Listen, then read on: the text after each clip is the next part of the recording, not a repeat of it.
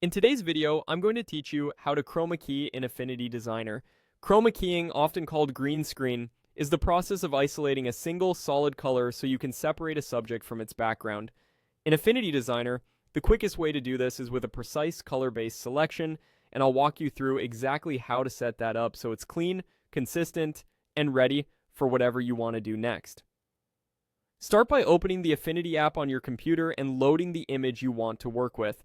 Make sure the photo is active on your canvas so any tools you use affect that image. If you're working with multiple layers, it helps to have the photo layer selected in the Layers panel so the selection is applied to the right place. Next, head to the toolbar on the left and choose the Flood Select tool. You'll recognize it by the magic wand style icon. This tool analyzes the color you click and finds pixels of a similar color across your image, which is perfect for targeting a green or blue screen or any other uniform background color. Before you click on the image, look to the top context toolbar and confirm that contiguous is disabled. With contiguous off, the tool will select all matching areas of that color across the entire image, even if they're not touching each other. That's exactly what you want for chroma key work, because backgrounds often appear in multiple separate pockets around hair, inside arm gaps, or between intricate edges. Now click directly on the solid color in your image, the background you want to key out. You'll see a selection appear, often shown as marching ants, wrapping around all areas that match the color you sampled.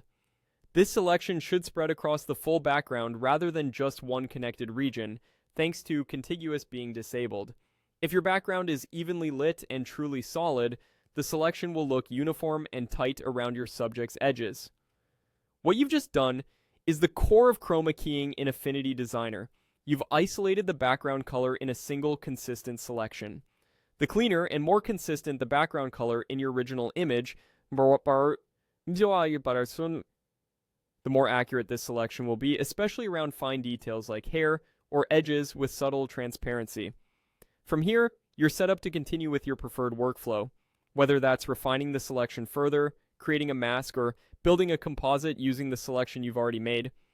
To recap, open Affinity, make sure your photo is active, choose the Flood Select tool, confirm contiguous is off, and click the solid background color. That's the foundational chroma key selection done quickly and cleanly.